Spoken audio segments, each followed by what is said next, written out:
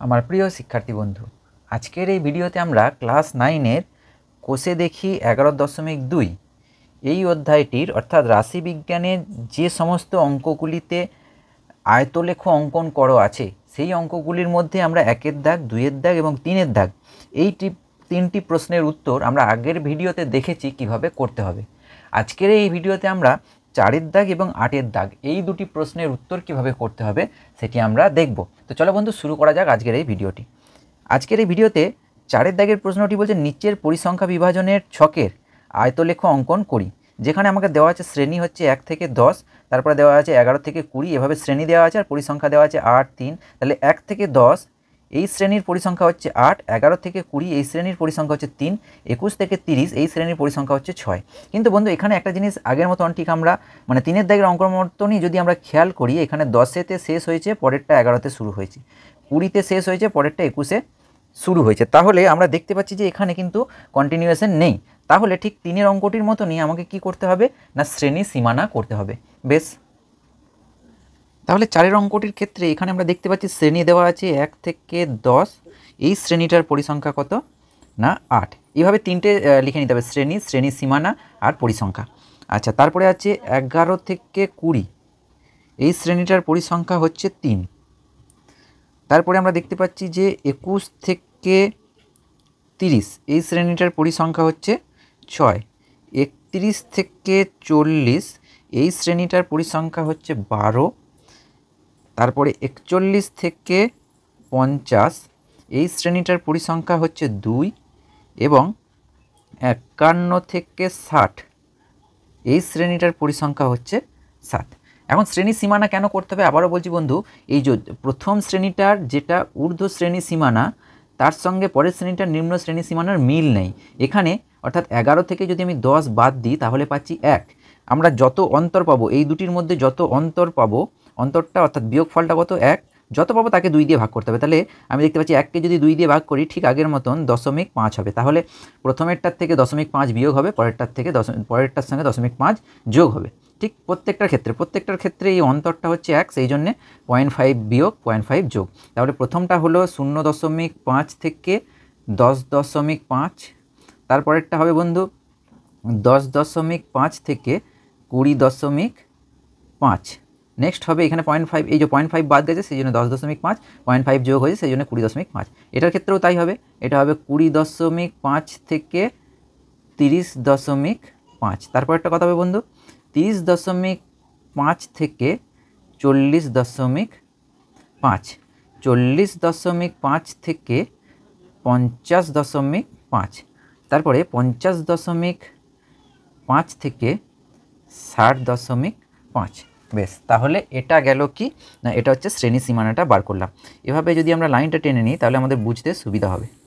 প্রথমটার ক্ষেত্রে এটা, দ্বিতীয়টার ক্ষেত্রে এটা। বেশ, তাহলে প্রত্যেকটার ক্ষেত্রে আমরা লাইনটাকে টেনে নিচ্ছি।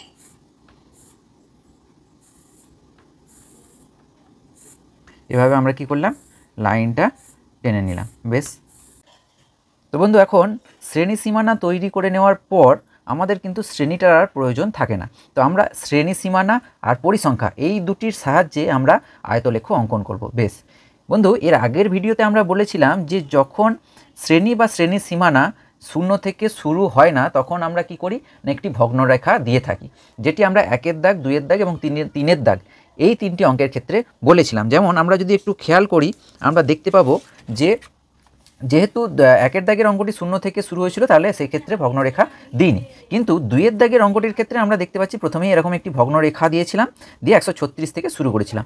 এখন প্রশ্ন হচ্ছে যদি আমরা ভগ্নরেখাটা না দিই তাহলে কি করতে হতো, আমাদেরকে এইভাবে গুনে গুনে 136 পর্যন্ত যেতে হতো, তারপর আমাদেরকে এই আয়তলেখটা অঙ্কন করতে হতো। তো সেই জন্য আমাদের তো অতটা পাতায় জায়গা নেই, তো সেই জন্য আমরা কি করেছিলাম, সামনে একটি ভগ্নরেখা দিয়ে দিয়েছিলাম, অর্থাৎ 136-এর আগে অবধি সবই আছে, তারপর 136 থেকে শুরু করেছি।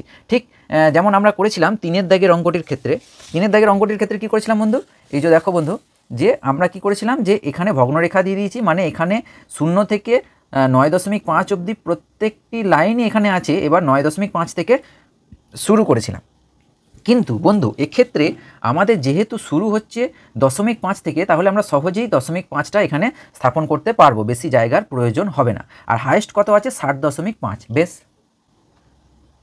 তো বন্ধু গ্রাফ পেপারটাকে যদি এভাবে আমরা যেভাবে রেখে অঙ্কন করি, তো এখানে যদি আমরা যদি মূলবিন্দু ধরি এবং ওপরের দিকে ওয়াই অক্ষ, নিচের দিকে এক্স অক্ষ টানি, তাহলে এখান থেকে দেখতে পাচ্ছি যে এখানে 0, 10, 20, 30, 40, 50 আমরা ম্যাক্সিমাম 50 অবধি টানতে পারবো। কিন্তু আমাদের এক্ষেত্রে হায়েস্ট কত আছে 60.5। তো সেই জন্য আমরা কি করছি না, গ্রাফ পেপারটাকে এরকমভাবে আড়াআড়ি করে ঘুরিয়ে নিচ্ছি। তাহলে গ্রাফ পেপারটাকে এভাবে যদি ঘুরিয়ে নিই আর এখানেই যদি মূলবিন্দুটা ধরি, তাহলে 10, 20, 30, 40, 50, 60, তাহলে 60 অবধি ধরে যাবে। কিন্তু আমাদের এখানে হায়েস্ট কত আছে 60.5, যার জন্য আমরা এখান থেকেও 5 ঘর পিছিয়ে নিচ্ছি। তাহলে এখানে এই যে 5 ঘর মানে এই যে 1, 2, 3, 4, 5, তার মানে এইখানটা থেকে যদি আমরা শুরু করি তাহলে কি হবে না 60.5 অবধি আমরা সহজেই টানতে পারবো। তো এক্ষেত্রে আমরা পেনের করে এখানে দাগ দিচ্ছি, তোমরা পরীক্ষায় অবশ্যই কী করবে পেন্সিলের সাহায্যে করবে। তো এখানে 0 ধরছি আমি, এখানটা হচ্ছে 5, আমরা লিখে নিচ্ছি এই জায়গাটা হচ্ছে 5, 1, 2, 3, 4, 5, এখানটা আবার 5 ঘর অন্তর আমি একটা করে দাগ দিয়ে নিচ্ছি, 5 ঘর অন্তর একটা করে দাগ দিয়ে রাখছি। বেশ 5 ঘর অন্তর কী করছি বন্ধু, একটা করে আমরা দাগ টেনে রাখছি। এখন আমরা এখান থেকে আমরা কি করছি, ওপর দিকে প্রথমে ওয়াই অক্ষটাকে টেনে নিচ্ছি। তাহলে প্রথমে আমরা ওয়াই অক্ষটাকে টেনে নিলাম আর নিচের দিক বরাবর এক্স অক্ষটাকে টেনে নিচ্ছি।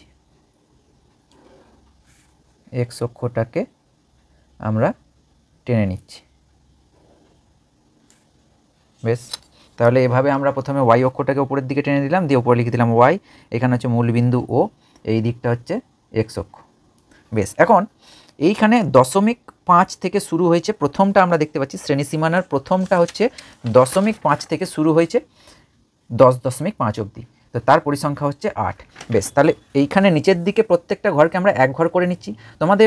তোমরা বলতে পারো যে স্যার আগের মতনই আমরা যদি একটা ঘরকে 2 ঘর করে নিতাম তাহলে তো ছোট হয়ে যেত, কিন্তু এখানে যেহেতু 0.5 দেওয়া আছে না, তো একটা ঘরকে যদি আমরা 2 করে নিই তাহলে ওই 0.5টা বসাতে গিয়ে আমাদের ভুল হওয়ার সম্ভাবনা থাকে। সেই জন্য আমরা কি করছি, প্রত্যেকটা ঘরকে 1 ঘর করে নিচ্ছি, ওয়াই অক্ষ বরাবরও প্রত্যেকটা ঘরকে 1 করে নিচ্ছি। 1, 2, 3, 4, 5, এখানে 5, এখানটা আমরা লিখে দিলাম 5, এটা হচ্ছে 10, এটা হচ্ছে 1, 2, 3, 4, 5, 15, তারপরে হচ্ছে 20, এভাবে হায়েস্ট কত আছে বন্ধু 12 আছে, তাহলে 20-র মধ্যে চলে আসছে। তাহলে নিচের দিকে এটা হচ্ছে শ্রেণী সীমানা, শ্রেণী সীমানা, তাহলে শ্রেণী সীমানা এদিক বরাবর লিখে নিলাম, আর ওপরের দিক বরাবর এটা হচ্ছে পরিসংখ্যা, এটা হচ্ছে পরিসংখ্যা। বেশ, এভাবে আমাদেরকে লিখে দিতে হবে। এখন এইটা যদি 0 হয় তাহলে পরের ঘরটা হচ্ছে 1, তার মাঝে হচ্ছে 0.5, তাহলে এই জায়গাটা ঠিক মাঝামাঝি জায়গায় এটা হচ্ছে 0.5, আর এটা যদি এটা 5 এটা 10, তাহলে 10 আর 11-র মাঝে এই জায়গাটা হচ্ছে 10.5, 10.5, তারপরে এখানটা আবার যদি দেখো এখানটা 10 হলে এখানটা 20 আর 21-এর মাঝে এইটা হচ্ছে 20.5, আবার আমরা 10 ঘর পেরিয়ে যাচ্ছি, তাহলে এইটা যদি 20 হয় তাহলে এটা 30 আর 31-এর মাঝে এই জায়গাটা হচ্ছে 30.5, এইখানটা 40, তারপরে মাঝখানটা হচ্ছে 40.5, তারপরে এখানটা হচ্ছে 50-এর মাঝে এটা হচ্ছে 50.5, 50 আর 51-র মাঝে 50.5, তাহলে এইটা হচ্ছে 60 আর 61-র মাঝে এইটা হচ্ছে 60.5। তাহলে আমরা লিখে রাখলে কি হবে, সুবিধা হবে টানতে। বেশ, এখন বন্ধু আমরা দেখতে পাচ্ছি যে প্রথম যেটা আছে যে শ্রেণী সীমানাটা কত আছে 0.5 থেকে 10.5, এর পরিসংখ্যা হচ্ছে 8। বেশ, তাহলে 0.5 থেকে 10.5, এই যে 0.5 থেকে 10.5 এর পরিসংখ্যাটা হচ্ছে 8। তাহলে 5-এর পর 6, 7, 8 এই বরাবর আমাকে আসতে হবে। এইটা হচ্ছে মাঝখানে নিলাম, এটা হচ্ছে 0.5, আর এই বরাবর যদি 10.5 বরাবর উঠে যায় তাহলে এই খানটা হচ্ছে 10.5। তাহলে এই দুটোকে প্রথমে ওপরটা আমরা যোগ করে নিচ্ছি, তাহলে ওপরটাকে প্রথমে আমরা যোগ করে নিচ্ছি, এই দিক থেকে যোগ করলে আমাদের দেখতে সুবিধা হচ্ছে। তাহলে এইভাবে আমরা প্রথমে ওপরটা যোগ করে নিলাম, দিয়ে নিচের দিক বরাবর আমরা টেনে নেব। তাহলে নিচের দিকে এই যে এখানে যোগ করে নিলাম এবং এইখানে ঠিক 10.5 বরাবর নিচের দিকে যোগ করে নিলাম। তাহলে এটা হলো 0.5 থেকে 10.5, যার পরিসংখ্যা হচ্ছে 8। তারপর আসছি 10.5 থেকে 20.5, 10.5 থেকে 20.5 এর পরিসংখ্যা হচ্ছে 3। তাহলে 3 ঘর উঠতে হবে, এটা হচ্ছে 1 ঘর, 2 ঘর 3 ঘর, তাহলে এই জায়গাটা মানে এই যে এখানে আমাকে পাশের লাইনটার সঙ্গে মিলিয়ে নিতে হবে আর নিচের দিকে যোগ করে দিতে হবে। এভাবে যোগ করে নিলাম। তাহলে এটা হলো 10.5 থেকে 20.5, যার পরিসংখ্যা হচ্ছে 3।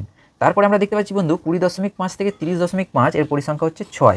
তাহলে 30 বরাবর আমি 6 ঘর উঠে যাচ্ছি, 1 2 3 4 5 6। তাহলে 6 ঘর এখানে হচ্ছে, তাহলে 30 এটা তো 30, তাহলে এর ঠিক মাঝখানটা হচ্ছে 30.5। বেশ, তাহলে এই লাইন বরাবরই আমি এখান অবধি এলাম। এই যে এইটা হচ্ছে 6। তাহলে ওপরেরটা প্রথমে আমি যোগ করে নিচ্ছি, এইভাবে যোগ করে নিলাম। এবার নিচের দিকগুলো যোগ করছি, এভাবে যোগ করে নিলাম, তারপরে এভাবে যোগ করে নিলাম। বেশ, এরপরে আছে বন্ধু 30.5 থেকে 40.5, এটা হচ্ছে 12। তাহলে 40 বরাবর প্রথমে আমি এই যে 12 ঘর উঠে যাই, এটা হচ্ছে 10, তারপরে 11 12, এটা তো 40, কিন্তু আমাকে যেতে হবে 40.5, মানে এই যে মাঝখানটায় সরে যেতে হবে। আর এই বরাবর এসে এই যে এখানে লাইনটার সঙ্গে আমাকে একটা দাগ টেনে রাখতে হবে, এইভাবে একটা বিন্দু দিয়ে রাখলাম। দিয়ে প্রথমে আমরা ওপরের অংশটাকে যোগ করে নিলাম, ওপরের বিন্দু দুটোকে যোগ করে নিলাম এভাবে, দিয়ে নিচের দিকে আমরা যোগ করে নেব। এই যে এইভাবে মিলিয়ে নিলাম। এটা গেল 30.5 থেকে 40.5, এটা হলো কত বন্ধু? 12। এরপরে 40.5 থেকে 50.5, এটা হচ্ছে 2। তাহলে 50 এটা হচ্ছে 1, এটা হচ্ছে 2, তাহলে এখানে 50, এটা 50, তাহলে এইখানটা হচ্ছে 50.5। তাহলে এই বরাবর আমরা যোগ করে নেব প্রথমে ওপরের লাইনটাকে,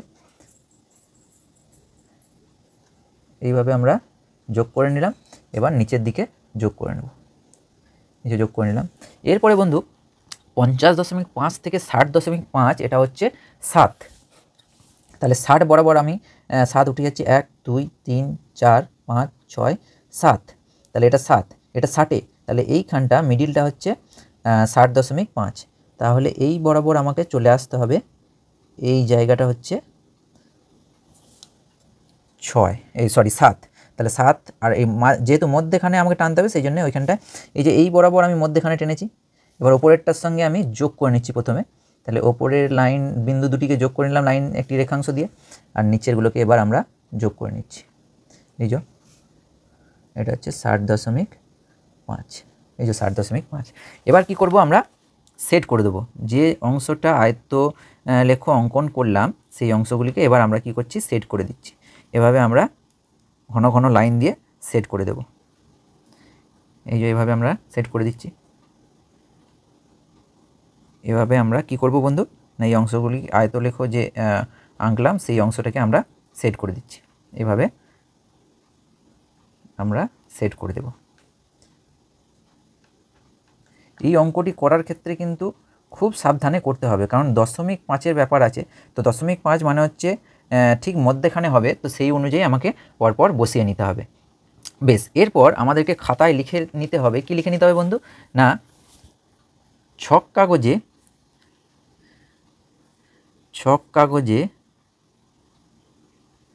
এক অক্ষ বরাবর প্রতিটি বর্গক্ষেত্রের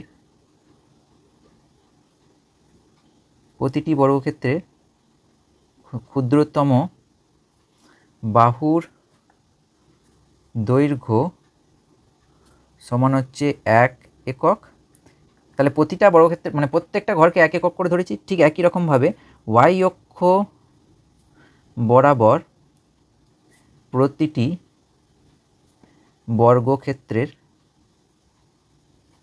বর্গক্ষেত্রের ক্ষুদ্রতম বাহুর দৈর্ঘ্য সমান হচ্ছে 1 একক। অর্থাৎ x অক্ষ বরাবর প্রতিটা ঘরকে 1 একক করে ধরেছি এবং y অক্ষ বরাবরও প্রতিটা ঘরকে আমরা 1 একক করে ধরেছি। এটা আমাদেরকে লিখে দিতে হবে। বেশ, তো এটা গেল 4-এর দাগের প্রশ্নটির উত্তর, অর্থাৎ 4-এর দাগের প্রশ্নটিতে যেভাবে আয়তলেখ অঙ্কন করতে হবে। এবার আমরা দেখে নেব 8-এর দাগের প্রশ্নটি। বন্ধু 8-এর দাগের প্রশ্নটিতে বলছে নিচের পরিসংখ্যা বিভাজনের ছকের আয়তলেখ অঙ্কন করি। কি দেওয়া আছে, শিশু সংখ্যা শূন্য এমন পরিবারের সংখ্যা হচ্ছে 120, শিশু সংখ্যা 1 এমন পরিবারের সংখ্যা 85, শিশু সংখ্যা 2 এমন পরিবারের সংখ্যা 50, শিশু সংখ্যা 3 এমন পরিবারের সংখ্যা 25, শিশু সংখ্যা 4 এমন পরিবারের সংখ্যা 15 এবং শিশু সংখ্যা 5 এমন পরিবারের সংখ্যা 5। এখন এখানে আমাকে সংকেত দেওয়া আছে। কী দেওয়া আছে না, প্রথমে রাশি তথ্যকে শ্রেণী বহির্ভূত পদ্ধতি অনুসারে শ্রেণী সীমানা সহ নিচের মতো পরিসংখ্যা বিভাজনের ছক প্রস্তুত করে নেব। অর্থাৎ এই ছকটাকে আমাকে কিভাবে করতে হবে না, এই ছকটাকে আমাকে এইভাবে করে নিতে হবে। কি শূন্য দেওয়া আছে, তাহলে এটা কি করে নিচ্ছি, 0 থেকে 1 মানে পরিবারের সংখ্যাটা একই থাকছে, 0 থেকে 1 শিশুর সংখ্যা এমন পরিবারের সংখ্যা 120, তারপরেরটা একটাকে কী লিখছি 1 থেকে 2, তারপরেরটাকে লিখছি 2 থেকে 3, 2টাকে লিখছি 2 থেকে 3, 3টাকে লিখছি 3 থেকে 4 এবং 4টাকে লিখছি 4 থেকে 5, 5টাকে লিখছি 5 থেকে 6। পরিসংখ্যা অর্থাৎ পরিবারের সংখ্যাটা কিন্তু একই রয়েছে। তো এটা কি করব, এটার আমরা কি করব না আয়তলেখ অঙ্কন করব। বেশ বন্ধু, এই অঙ্কটি করার আগে আমরা যে বিষয়টি লক্ষ্য করছি এখানে যে 0 থেকে 1, তারপরে হচ্ছে 1 থেকে 2, অর্থাৎ 1 মানে প্রথম শ্রেণীটার ঊর্ধ্ব শ্রেণী সীমার সঙ্গে দ্বিতীয় শ্রেণীটার নিম্ন শ্রেণী সীমার মিল আছে, প্রত্যেকটার ক্ষেত্রে এইভাবে মিল আছে। এখন বন্ধু তোমাকে যদি শুধু এই ওপরের ছকটা দেওয়া থাকে, এখানে সংকেত দেওয়া আছে, তাই যদি উপরের ছকটা দেওয়া থাকে তাহলে এইভাবে নিচের ছকটা প্রথমে প্রস্তুত করে নিতে হবে। যদি নিচের ছকটা না দেওয়া থাকে তাহলে ধরো উপরের ছকটা শুধু দেওয়া আছে, তাহলে নিচের ছকটা যেভাবে সংকেতে দেওয়া আছে এভাবে প্রথমে আমাকে প্রস্তুত করে নিতে হবে। বেশ, তাহলে এখানে 0 থেকে শুরু হয়েছে এবং প্রত্যেকটার মধ্যে মিল আছে। তাহলে আমরা কি করব না, ওই এক্স অক্ষ আর ওয়াই অক্ষ প্রথমে আমরা টেনে নেব। বেশ, তো এই ক্ষেত্রে আমরা কি করছি, স্কেলের সাহায্যে প্রথমে ওয়াই অক্ষটাকে টেনে নিচ্ছি, এইটাকে মূলবিন্দু ধরে নিচ্ছি।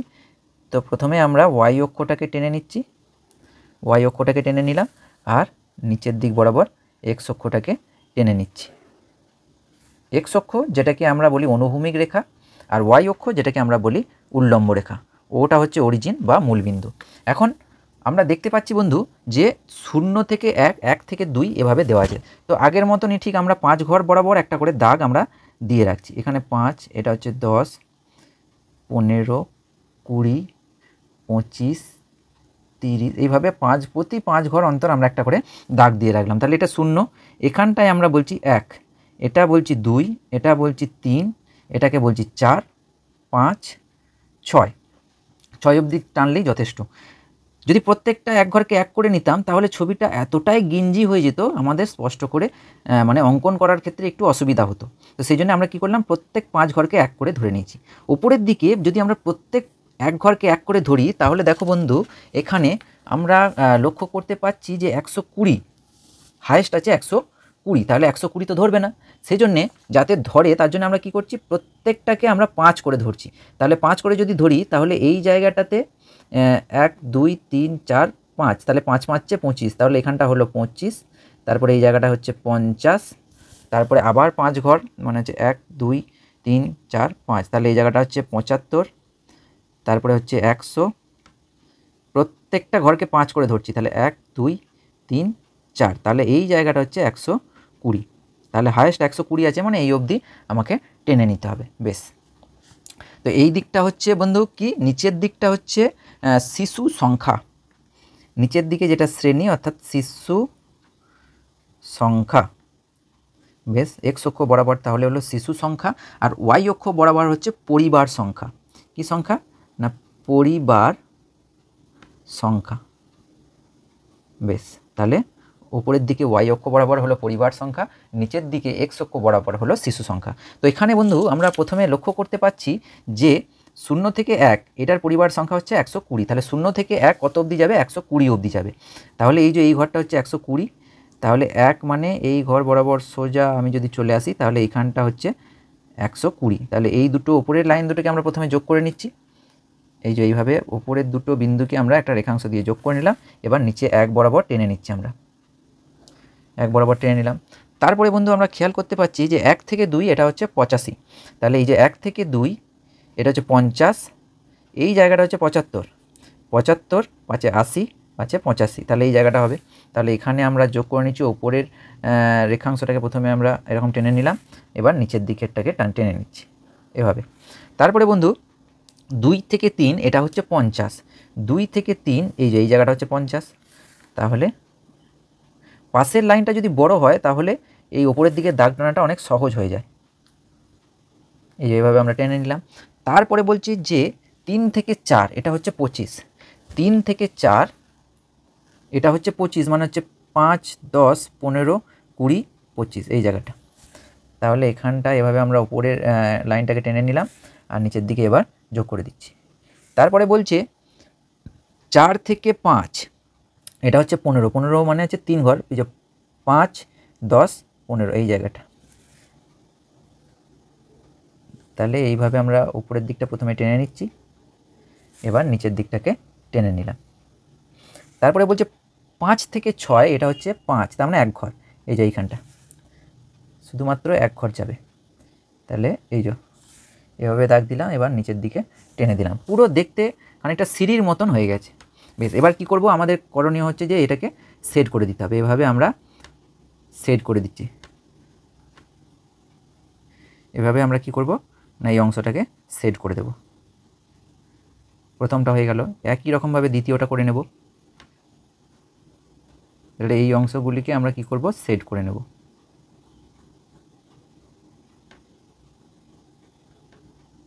এভাবে আমরা এই অংশটাকে আমরা কি করব, সেট করে নেব। এবার আমাদেরকে যেতে হবে খাতায়, কোন দিকটা কত করে ধরেছি সেটা কিন্তু খাতায় আমাকে লিখে নিতে হবে। তো বন্ধু, এবার আমরা খাতায় লিখে নেব যে x অক্ষ বরাবর ক্ষুদ্রতম বর্গক্ষেত্রের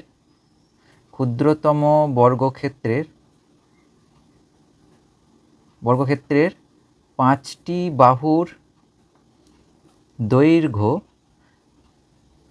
বাহুর দৈর্ঘ্য সমান হচ্ছে একটি শিশুর সংখ্যা।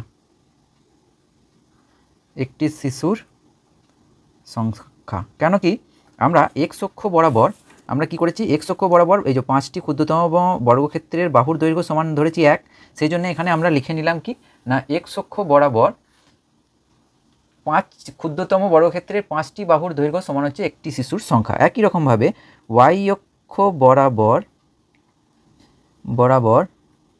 ক্ষুদ্রতম বর্গক্ষেত্রের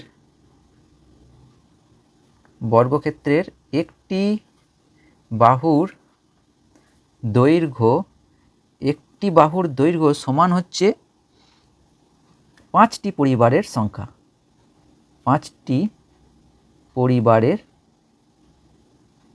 সংখ্যা।